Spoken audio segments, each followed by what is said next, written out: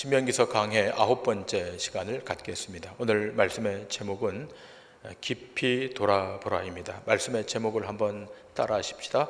깊이 돌아보라. 시작. 깊이 돌아보라. 신명기서의 중심 되는 인물은 모세입니다. 모세는 출애굽한 이스라엘 백성들을 이끌고 가나안 땅 입구까지 오게 되고 이 지점에서 모세의 사역은 서서히 종결됩니다. 비록 모세가 가나안 땅까지는 들어가지 못했지만 그가 수행해야 될 마지막 미션이 남아 있습니다. 지난주에 본 것처럼 2세대 이스라엘 백성들에게 언약을 새롭게 갱신하는 일이었습니다. 그 갱신은 다른 데 있지 않고 말씀을 다시 해석해서 명확하게 하나님의 뜻을 전달하는 데 있습니다. 그 갱신의 내용이 지금 우리가 본문으로 읽고 있는 이 신명기 4장에 자세히 기술되어 있습니다. 모세가 이 율법의 말씀을 재해석하면서 이스라엘 백성들에게 몇 가지 요청하는 바가 있습니다. 그 첫째는 말씀을 가감하지 말라라고 하는 것이었습니다. 임의대로 더하거나 빼지 말라고 하는 것입니다. 본문 2절에 이렇게 기록되어 있습니다. 내가 너희에게 명령하는 말을 너희는 가감하지 말고 내가 너희에게 내리는 너희 하나님 여호와의 명령을 지키라. 그리고 모세의 두 번째 권고는 본문 9절에 기록되어 있습니다. 오직 너는 스스로 삼가하며 내 마음을 힘써 지키라. 그리하여 네가 눈으로 본 그 일을 잊어버리지 말라. 네가 생존하는 날 동안에 그 일들이 네 마음에서 떠나지 않도록 조심하라.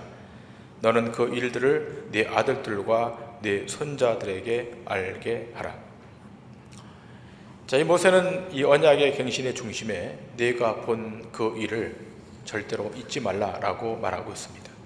뿐만 아니라 생존하는 날 동안 그 일들이 마음에서 떠나지 않도록 조심하고 뿐만 아니라 네 아들들과 네 손자들에게도 알게 하라 이렇게 말씀합니다.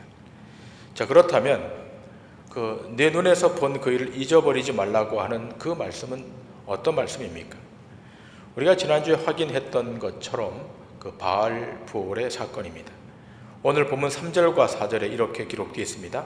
여호와께서 바알 부올의 일로 말미암아 행하신 바를 너희가 눈으로 보았거니와 바알 부올을 따른 모든 사람을 너희 하나님 여호와께서 너희 가운데서 멸망시키셨으되 오직 너희 하나님 여호와께 붙어 떠나지 않은 너희는 오늘까지 다 생존하였느니라.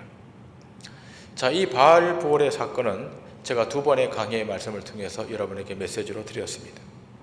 이스라엘 백성들이 이 모압 여인들의 유혹에 넘어가서 바알 신당에 절하게 되고 또 그들과 음행함으로 이 바알 부올에 복속되는 그런 사건입니다.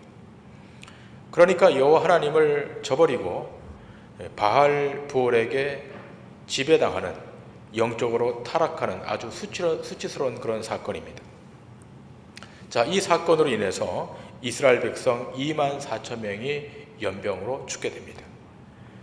그러나 여기에서 생존했던 일단의 이스라엘 백성들이 있지 않습니까? 그들이 누구인가 하면 이 바알볼에 가담되지 않은 일단의 사람들이었습니다.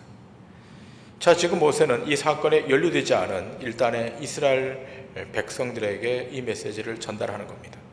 절대로 이 사건을 잊지 말 것과 더불어 너희들에게 언약으로 주셨던 시내산 언약의 사건을 잊지 말라 이렇게 말씀합니다. 자, 그러면서 모세가 세 번째로 이스라엘 백성들에게 권고하는 바가 있는데 그것은 너희들이 섬기는 신이 누구인가, 경배의 대상이 누구인가를 명확히 하라고 하는 것입니다. 너희들이 섬기는 신이 누구인가? 여러분, 이 질문은 제2세대 이스라엘 백성들에게만 던지는 질문이 아니라 오늘 이 자리에 오신 여러분과 제게도 던지는 질문이라고 지난주에 말씀을 드렸습니다. 여러분과 제가 섬기는 신, 그 신은 어떤 신입니까? 우리가 경배하고 믿는 신은 리빙 갓, 살아있는 신, 살아계신 하나님이십니다. 죽은 신, 만들어지는 신을 섬기는 것이 아닙니다. 오늘 본문 15절 이하는 이렇게 기술을 하고 있습니다. 여호와께서 호렙산 불길 중에서 너희에게 말씀하시던 날에 너희가 어떤 형상도 보지 못하였은즉 너희는 깊이 삼가라. 그리하여 스스로 부패하여 자기를 위해 어떤 형상대로든지 우상을 새겨 만들지 말라. 남자의 형상이든지 여자의 형상이든지 땅 위에 있는 어떤 짐승의 형상이든지 하늘을 나는 날개 가진 어떤 새의 형상이든지 땅 위에 기는 어떤 곤충의 형상이든지 땅 아래 물속에 있는 어떤 어족의 형상이든지 만들지 말라. 또 그리하여 네가 하늘을 향하여 눈을 들어 해와 달과 별들 하늘 위의 모든 천체 곧 너희의 하나님 여호와께서 천하 만민을 위하여 배정하신 것을 보고 미혹하여 그것에 경배하며 섬기지 말라.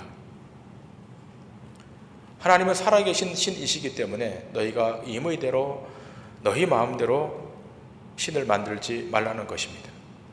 자, 그 연장선상에서 오늘 말씀이 계속 이어지고 있습니다. 자, 오늘 말씀은 크게 세 단락으로 나눌 수가 있는데 그 첫째는 32절부터 40절의 말씀입니다. 창조부터 지금까지 여호와 하나님께서 행하신 일들을 상고해 보라라고 하는 메시지입니다. 자, 둘째 단락은 41절부터 43절까지의 말씀입니다. 여기는 도피성에 대한 말씀이 기록되어 있습니다. 마지막 세 번째 단락은 44절부터 49절까지의 내용인데 율법에 대한 서론의 내용을 기술하고 있습니다. 자, 우리가 먼저 이 뒷부분부터 보면서 자, 오늘의 중심 되는 내용 32절 이하의 내용을 살피도록 하겠습니다. 자, 먼저 44절부터 49절은 모세가 이스라엘 백성들에게 선포한 율법이 이러이러하다라는 말씀으로 시작합니다. 이 율법이란 1차적으로 10계명을 의미합니다. 자, 오늘 보면 44절 이하는 이렇게 기술되어 있습니다. 모세가 이스라엘 자손에게 선포한 율법은 이러하니라. 이스라엘 자손이 애굽에서 나온 후에 모세가 증언과 규례와 법도를 선포하였으니 요단 동쪽 벳볼 맞은편 골짜기에서 그리하였더라. 이 땅은 헤스본에 사는 아모리 족속의 왕 시온에게 속하였더니 모세와 이스라엘 자손이 애굽에서 나온 후에 그를 쳐서 멸하고 그 땅을 기업으로 얻었고 또 바산 왕 옥의 땅을 얻었으니 그 두 사람은 아모리 족속의 왕으로서 유단 이쪽 해 돋는 쪽에 살았으며 그 얻은 땅은 아르논 골짜기 가장자리의 아로엘에서부터 시온산 곧 헬몬산까지요. 요단 이쪽 곧 그 동쪽 아라바니 비스가 기슭 아래 아라바의 바다까지이니라. 자, 하나님께서 이스라엘을 애굽에서 인도하여 내시고 시내산에서 율법을 주셨습니다. 자, 그리고 40년의 시간이 지났습니다. 자, 이제 아모리 족속 시온과 바산 왕의 떡을 취하고 이 땅을 취하고 요단강 바로 앞에서 이 언약을 다시 갱신하고 있는 겁니다. 자, 언약의 갱신. 시내산에서 율법을 받은 이후 40년 만에 다시 이 요단강 앞에서 저 가나안 땅을 바라보면서 이 언약의 갱신을 하고 있는 겁니다. 자, 그 다음 내용은 41절부터 43절의 내용인데 이것은 도피성에 관련된 내용이 기술되어 있습니다. 요단강 동편에 세 곳에 도피성을 세울 것을 하나님이 명하십니다. 여러분, 도피성은 부지 중에 살인한 자들이 일단 피하는 그런 곳이었는데 요단강을 건너지 않고 정착한 두 지파 반을 위하여 세 곳에다가 이 도피성을 설치하라 이렇게 하나님이 말씀하십니다. 여러분, 이 도피성에 대해서는 신명기 19장에서 다루기 때문에 그때 다시 보도록 하고, 자, 오늘 우리가 중점적으로 보려고 하는 말씀은 32절 이하의 말씀입니다. 지나간 날을 깊게 상고해 봐라라고 하는 말씀입니다. 자, 32절의 말씀을 다 같이 보십니다. 내가 있기 전 하나님이 사람을 세상에 창조하신 날부터 지금까지 지나간 날을 상고하여 보라. 하늘 이 끝에서 저 끝까지 이런 큰일이 있었느냐? 이런 일을 들은 적이 있었느냐? 자, 하나님이 지금 말씀하십니다. 모세를 통해 말씀하십니다. 하나님이 어떤 분이신지, 하나님이 너희들에게 어떻게 행하셨는지를 생각하라고 하는 것입니다. 내가 있기 전, 내가 출생하기 전 하나님이 사람을 창조하신 날부터 지금까지 지나간 날을 한번 생각해 보라는 것입니다. 하늘 이 끝에서 저 끝까지 엄청나게 큰 일이 있었는데 그 큰 일을 한번 생각해 보라는 것입니다. 자, 그 큰 일은 세 가지입니다. 하나는 출애굽 사건입니다. 하나님의 전격적인 개입으로 말미암아 애굽을 탈출하는 출애굽 사건. 두 번째는 시내산에서 율법을 받은 사건입니다. 모세가 시내산에 올라가서 택한 이스라엘 백성들에게만 주었던 그 율법 10계명을 받은 사건. 그리고 세 번째는 이 적들을 물리쳤던 그런 일입니다. 자, 그 큰 일에 대해서 깊게 생각하라는 것입니다. 오늘 보면 34절에 이렇게 기록되어 있습니다. 어떤 신이 와서 시험과 이적과 기사와 전쟁과 강한 손과 편팔과 크게 두려운 일로 한 민족을 다른 민족에게서 인도하여 낸 일이 있느냐? 이는 다 너희 하나님 여호와께서 애굽에서 너희를 위하여 너희 목전에서 행하신 일이라. 자, 지금 반문하는 겁니다. 어떤 신이 와서 시험과 이적과 기사와 전쟁과 강한 손과 편팔과 크게 두려운 일로 한 민족을 다른 민족에게서 구출해낸 일이 있었느냐? 없다는 겁니다. 오직 하나님 한 분밖에 없다는 겁니다. 이는 다 너희 하나님 여호와께서 애굽에서 너희를 위하여 너희의 목전에서 행하신 일임을 지금 말씀하고 있습니다. 하나님은 살아계시기 때문에 그 살아계신 하나님이 전격적으로 너희를 위하여 애굽에서 너희를 이끌어 내셨다는 겁니다. 그런 신은 세상에 없다는 겁니다. 하나님 외에는 능력을 행사하시고 하나님 외에는 전능함을 동원하셔서 통제받고 압제받은 그 백성들을 이끌어낸 그런 신이 없다는 것입니다. 그러면서 이렇게 도전합니다. 35절 이하입니다. 이것을 내게 나타내심은 여호와는 하나님이시요 그 외에는 다른 신이 없음을 내게 알게 하려 하심이니라. 여호와께서 너를 교훈하시려고 하늘에서부터 그의 음성을 내게 듣게 하시며 땅에서는 그의 큰 불을 내게 보이시고 네가 불 가운데서 나오는 그의 말씀을 듣게 하셨느니라. 모세는 계속해서 도전합니다.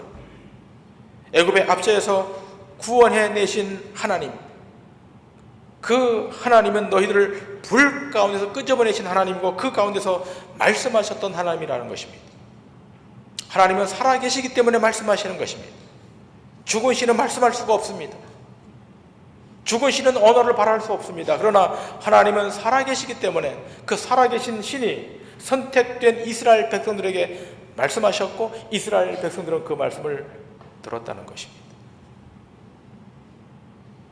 놀라운 은혜입니다. 선택된 백성에게만 임하는 그 은혜. 그러면서 이렇게 도전합니다. 38절입니다. 너보다 강대한 여러 민족을 네 앞에서 쫓아내고 너를 그들의 땅으로 인도하여 드려서 그것을 내게 기업으로 주려 하심이 오늘과 같으니라. 너보다 강대한 열국을 네 앞에서 쫓아내셨다는 겁니다. 아모리 왕 시혼과 바산 왕 옥을 쫓아낸 것입니다. 우리가 이미 보았습니다만 이 바산 왕 옥은 그 철로 된 침대가 무려 4m짜리였습니다. 이 종족들은 대단한 거인들이었습니다. 자, 그런데 그런 자들을 하나님이 자신의 주권을 동원해서 그들을 다 쫓아내시고 이스라엘 백성에게 그 땅을 기업으로 주셨다는 것입니다. 자, 그렇다면 하나님이 이렇게 하시는 목적이 뭘까요? 왜 하나님이 이렇게 하시는 걸까요? 그 첫 번째는 하나님만이 참된 신임을 알게 하기 위함인 것입니다. 하나님만이 참 신이라는 겁니다. 본문 35절은 이렇게 기술하고 있습니다. 이것을 내게 나타내심은 여호와는 하나님이시요 그 외에는 다른 신이 없음을 내게 알게 하려 하심이니라. 여호와는 하나님이시요. 하나님이 어떤 하나님이십니까? 우리가 믿는 하나님이 어떤 하나님이십니까? 상천지하에 그 누구도 견줄 수 없는 전능자 하나님. 그 외에는 다른 신이 없음을 내게 알게 하려고 살아계신 하나님, 그 하나님이 이스라엘의 하나님이고 오늘 예배하는 우리의 하나님이신 줄 믿습니다. 지난주에 보았던 형상 숭배 금지를 말씀하시는 것도 하나님 외에는 다른 신이 없음을 알게 하기 위함인 것입니다. 그러므로 이스라엘을 통하여 참되신 하나님은 이스라엘의 여호와 하나님만 참 신임을 알게 하는 것입니다. 이것을 위해서 출애굽기 시내산에서 하나님이 나타나셨던 것이고, 요단 동편에 나타났던 적들을 물리치신 것도 하나님이 전능하시기 때문인 것입니다. 나 외에는 신이 없음을 알게 하려고 말씀하시는 것입니다. 두 번째는 하나님의 일방적인 사랑 때문임을 알게 하기 위함인 것입니다. 하나님의 일방적인 사랑. 저 오늘 보면 37절 이렇게 기록하고 있습니다. 여호와께서 내 조상들을 사랑하신 거로 그 후손인 너를 택하시고 큰 권능으로 친히 인도하여 애굽에서 나오게 하시며. 자, 오늘 본문에 뭐라고 기록되어 있습니까? 여호와께서 내 조상들을 사랑하신 거로. 자, 이스라엘 백성을 그 기업으로 삼으신 목적 하나입니다. 하나님이 일방적으로 이스라엘 백성들을 사랑하셨기 때문이라는 겁니다. 다른 이유가 없습니다. 여러분, 그렇지 않습니까? 사랑이 시작되면 어떤 논리도 어떤 합리성도 다 배제돼요. 오늘 본문은 다른 설명을 하지 않고 하나님이 일방적으로 이스라엘 백성들을 사랑하셨다는 거예요. 그 열조들을 사랑하셨다는 거예요. 그 열조란 아브라함과 이삭과 야곱을 말합니다. 이들에게 하나님은 언약을 체결하십니다. 이 언약을 체결하실 때 하나님은 그들의 조건을 보신 것이 아니라 하나님의 일방적인 사랑을 동원하셔서 그들과 언약을 맺었다는 것입니다. 이 언약 안에는 일방적인 주권자의 사랑이 포함되어 있다는 겁니다. 사실 이스라엘 백성들이 지금까지 행한 행위를 볼 때에는 이 계약이 무효화되어도 아무런 할 말이 없는 이스라엘 백성들인데, 제2세대 이스라엘 백성들에게 다시 이 언약이 갱신되고 있다고 하는 것은 하나님의 놀라운 사랑에 기인하는 것입니다. 하나님의 사랑이 작동하는 거예요. 이것을 신학적으로 언약적 사랑이라고 말합니다. 조건에 따라 변개되는 것이 아니라 일방적인 끊임없는 그 사랑으로 말미암아 이 언약이 유지되는 것입니다. 여러분, 이러한 내용이 구약 성경 여러 곳에 등장하는데 그 대표적인 내용이 이사야서 37장의 말씀입니다. 히스기야 왕 때에 이 유다 왕국이 아술의 침략을 받게 됩니다. 대군을 이끌고 아술의 왕 사네립이 쳐들어옵니다. 유다 왕국은 이제 풍전 등화와 같은 그런 상황 앞에 직면하게 됩니다. 이때 히스기야 왕이 엎드려 기도합니다. 그리고 이사야 선지자에게도 이 기도를 요청합니다. 자, 이렇게 기도하기 시작했을 때 하나님의 음성이 임합니다. 명확한 음성입니다. 이 메시지가 이렇습니다. 아수르는 화살 하나 쏘지 못하고 다 물러갈 것이다 라고 하는 메시지입니다. 자, 그리고 하루가 지났습니다. 그 다음날 아침에 나가보니까 18만 5천 명의 적군이 단 한 명도 살아남지 않고 다 시체로 널려있는 것입니다. 사네립 왕 혼자 살아남아서 자기 나라로 도망을 가는데 그 땅에 발을 밟자마자 반란이 일어나서 자기 아들에 의해서 죽임을 당합니다.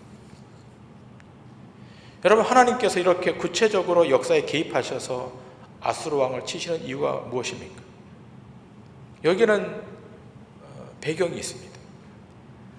아수르 왕 이 산헤립 왕의 신하 랍사게가 유다를 공격하면서 전달했던 그 치욕스러운 메시지 때문에 그렇습니다. 자, 랍사게라고 하는 이 산헤립 왕의 오른팔격 되는 이 신하가 이런 메시지를 전달합니다. 이사야 36장 12절 이하에 이렇게 기록되어 있습니다. 랍사게가 이르되 내 주께서 이 일을 내 주와 내게만 말하라고 나를 보낸 것이냐? 너희와 함께 자기의 대변을 먹으며 자기의 소변을 마실 성 위에 앉은 사람들에게도 하라고 보내신 것이 아니냐 하더라. 이에 랍사게가 일어서서 유다 방언으로 크게 외쳐 이르되 너희는 대왕 아수르 왕의 말씀을 들으라. 왕의 말씀에 너희는 히스기야에게 미혹되지 말라. 그가 능히 너희를 건지지 못할 것이니라. 히스기야가 너희에게 여호와를 신뢰하게 하려는 것을 따르지 말라. 그가 말하기를 여호와께서 반드시 우리를 건지시리니 이 성이 아수르 왕의 손에 넘어가지 아니하리라 할지라도 히스기야의 말을 듣지 말라. 아수르 왕이 또 이같이 말씀하시기를 너희는 내게 항복하고 내게로 나오라. 그리하면 너희가 각각 자기의 포도와 자기의 무화과를 먹을 것이며 각각 자기의 우물물을 마실 것이요 내가 와서 너희를 너희 본토와 같이 곡식과 포도주와 떡과 포도원이 있는 땅에 옮기기까지 하리라. 혹시 히스기야가 너희에게 이르기를 여호와께서 우리를 건지시리라 할지라도 속지 말라. 열국의 신들 중에 자기의 땅을 아수르 왕의 손에서 건진 자가 있느냐? 하맛과 아르밧의 신들이 어디 있느냐? 스발와임의 신들이 어디 있느냐? 그들이 사마리아를 내 손에서 건졌느냐? 이 열방의 신들 중에 어떤 신이 자기의 나라를 내 손에서 건져냈기에 여호와가 능히 예루살렘을 내 손에서 건지겠느냐 하셨느니라 하니라. 사네립의 참모 랍사게가 아주 모욕적인 메시지를 유다 백성들에게 전달합니다. 너희들이 섬기는 신, 너희들이 섬기는 그 신은 무능한 신이라고. 아수르 왕이 섬기는 그 신에 비하면 상대가 되지 않은 허약한 신이라고 그 신의 말을 듣지 말라는 겁니다.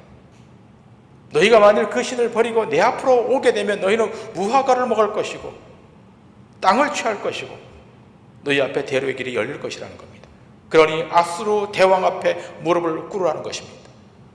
그 신 앞에 무릎을 꿇으라는 것입니다. 그러자 하나님이 어떻게 하십니까? 바로 반응하십니다. 이사야서 37장 22절 이하에 이렇게 기록되어 있습니다. 여호와께서 그에 대하여 이같이 이르시되 처녀딸 시온이 너를 멸시하며 조소하였고 딸 예루살렘이 너를 향하여 머리를 흔들어 놓으니라. 네가 회방하며 능욕한 것은 누구에게냐? 내가 소리를 높이며 너를 높이 들어 향한 것은 누구에게냐? 곧 이스라엘의 거룩하신 이에게니라. 네가 네 종을 통하여 주를 회방하여 이르기를 내가 나의 허다한 병거를 거느리고 산들의 꼭대기에 올라가며 레바논의 깊은 곳에 이르렀으니 높은 백향목과 아름다운 향나무를 베고 또 그 제일 높은 곳에 들어가 살찐 땅의 수풀에 이를 것이며 내가 우물을 파서 물을 마셨으니 내 발바닥으로 애굽의 모든 하수를 말리리라 하였도다. 하나님은 자신을 조롱하는 이 산헤립과 랍사게를 방관치 않으시고 전격적으로 여기에 개입하십니다. 그리고 하룻밤 사이에 아수르 군사 18만 5천 명을 몰살시키십니다. 그러면서 이사야 선지자를 통해서 하시는 말씀이 이렇습니다. 37장 31절 이하입니다. 유다 족속 중에 피하여 남은 자는 다시 아래로 뿌리를 받고 위로 열매를 맺으리니 이는 남은 자가 예루살렘에서 나오며 피하는 자가 시온산에서 나올 것임이라. 만군의 여호와의 열심히 이를 이루시리이다. 하나님이 이스라엘 백성들, 남아있는 이 유다 백성들을 보호하시고 그들을 통해 하나님의 일을 이루시겠다는 것입니다. 자, 무엇 때문에 이렇게 하시는 걸까요? 이유는 하나입니다. 하나님이 이스라엘 백성들을 사랑하시기 때문에. 그와 마찬가지로 하나님께서 아브라함과 이삭과 야곱에게 행하신 일, 그 일은 무엇이 동기가 되고 무엇이 출발이 되어 그렇게 행했다고 하는 것입니까? 그것 또한 사랑 때문이라는 겁니다. 아브라함이 훌륭해서, 이삭과 야곱이 완전해서 옳아서가 아니라 선택된 그들을 하나님이 일방적으로 사랑하셔서, 다른 사람은 몰라도 내가 너희를 사랑해서 나의 열심을 다 동원해서 그 일을 이루고야 말겠다고 하는 것입니다. 피조물의 힘을 빌리지 않고 내 능력으로 내가 너희를 사랑하기 때문에 너희를 통해서 내가 그 일을 이루겠다는 것입니다. 여러분, 오늘 여러분과 제가 이 택함을 입어 이 언약의 범주 안에 들어와 있는 것은 하나님의 사랑 때문임을 인지하고 또 인지하셔야 될 줄 믿습니다. 네. 하나님의 사랑 때문.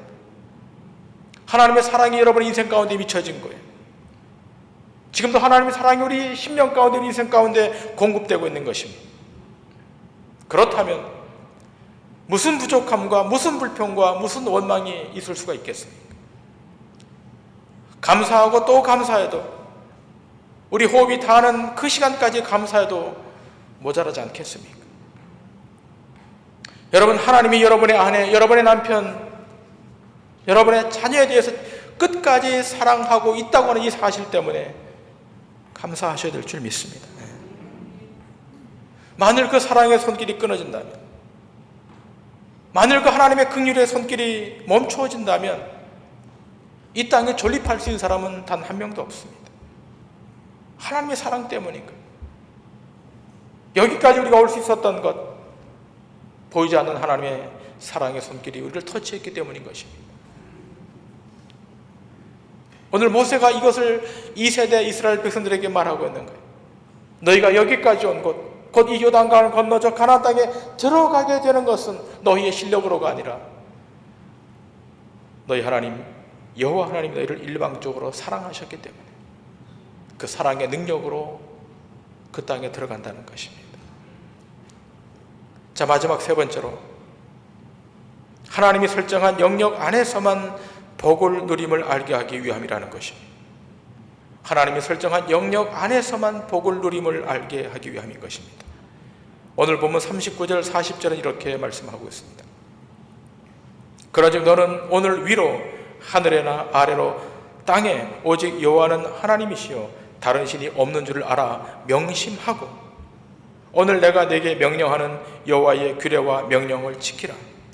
너와 네 후손이 복을 받아 네 하나님 여호와께서 네게 주시는 땅에서 한없이 오래 살리라.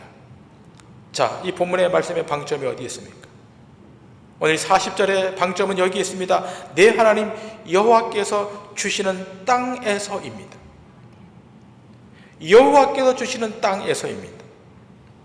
하나님이 설정해 주시는 그 땅, 거기에서만 한없이 오래 살게 되는 축복이 있다는 겁니다. 자, 바로 이것 때문에 이스라엘 백성들이 애굽에서 나오는 거예요. 애굽은 하나님이 거하라고 명하신 땅이 아닙니다. 그 땅은 출해야 하는 땅이에요. 나가도록 되어 있는 땅입니다. 거기에다 거처를 삼고 농사를 짓고 하는 것은 안 되는 땅입니다.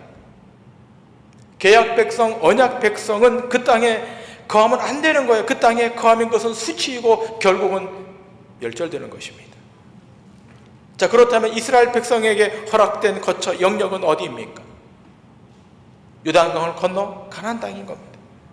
거기가 여호와 하나님께서 설정해 놓으신 영원한 땅인 거예요. 언약 백성들인 이스라엘 백성이 한없이 살게 되는, 영원히 살게 되는 땅, 가나안 땅. 그 가나안 땅에 하나님의 현현하심이 있고 하나님의 역사하심이 있다는 것입니다. 지금 모세는 2세대 이스라엘 백성에게 이 사실을 말하면서 깊게 생각하라는 거예요. 제발 좀 깊게 생각하라는 거예요. 너희 조상들과 함께 하셨던 그 하나님이 지금 여기 함께 하고 계신데 그 기간 동안 하나님이 행하셨던 일을 상고하라, 깊게 생각하라는 것입니다.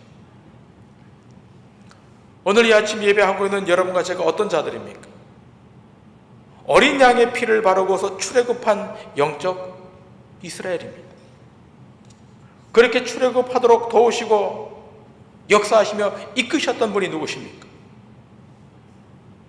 천상지하에 한 분밖에 안 계신 전능하신 여호와 하나님이십니다.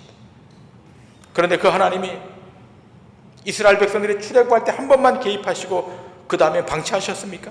그렇지 않습니다. 가나안 땅에 들어갈 때까지 함께 하셨던 하나님, 지금 여기 이 현장까지, 이 시점까지 인도하시고 함께 걸으시고 힘들 때는 친히 업고 가셨던 하나님, 긍휼이 많으신 하나님, 그 하나님이 우리 하나님이십니다. 우리는 하루에도 몇 번씩 우리의 마음을 바꾸지 않습니까? 그러나 우리를 향한 하나님의 마음은 단 한 번도 변개된 적이 없어요. 일편단심 우리를 향하여 사랑하셨던, 자비와 긍휼을 베풀어 주셨던, 어떠한 형국에서도 단 한 번의 마음도 바꾸지 않으셨던 신실한 하나님이 우리 하나님이십니다.